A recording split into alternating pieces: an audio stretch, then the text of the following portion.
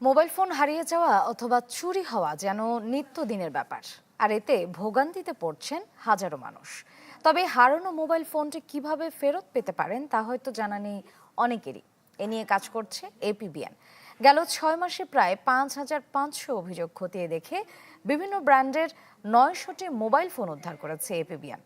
ফয়সাল হোসেনের রিপোর্টে বিস্তারিত।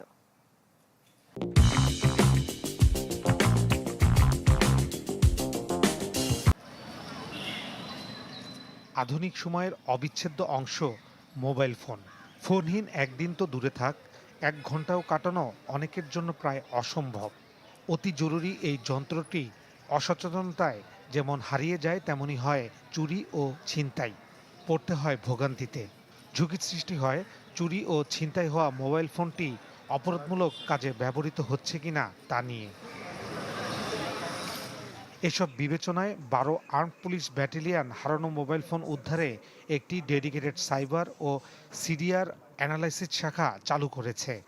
কেনার সময় আপনি ফোন কেনার যেটা রিসিপ্ট থাকবে সেটা সংগ্রহ করার চেষ্টা করবেন।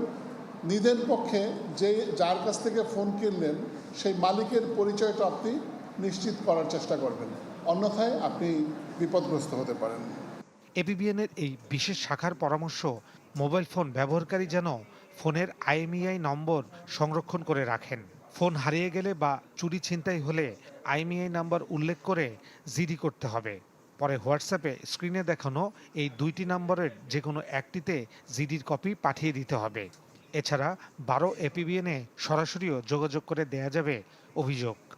আমাদের হোয়াটসঅ্যাপ নাম্বারগুলো দেওয়া আছে আপনাদেরকে, এবং আমাদের একটা ফেসবুক পেজও আছে।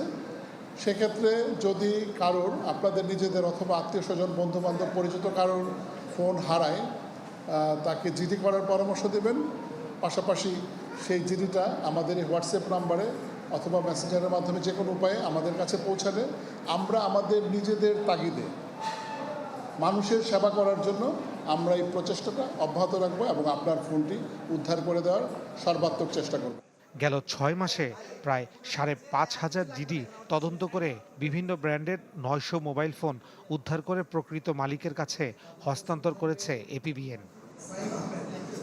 ফয়সাল হোসেন, চ্যানেল 24, ঢাকা।